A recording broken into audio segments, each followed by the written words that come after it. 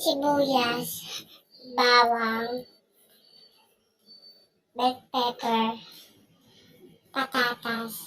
Iwain natin yan. Balatan muna natin. Magluluto tayo dito ng adobo sa gata.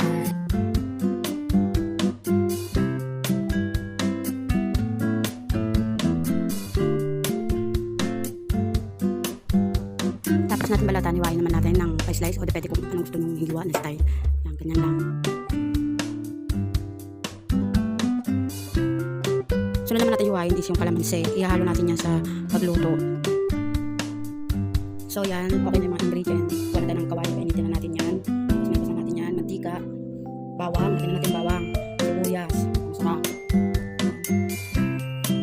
Haluin natin para mas masarap. Yan. Haluin lang. So natin nilagay ang manok. Haluin natin yan para kumapit ang lasa ng sibuyas at bawang. Pakuluin natin yan na mabuti hanggang lumambot. Check kung okay na ang manok. Yan.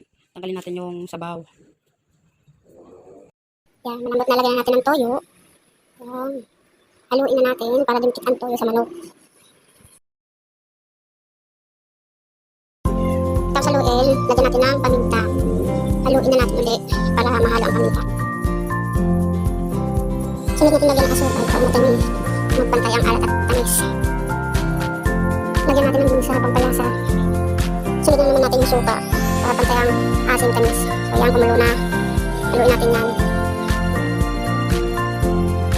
Lagyan natin ng silindrin para may unting anghang. Tapos susunod natin ang gata. So yun, luto na ating adobo sa gata. Pwede natin kumain. Yan.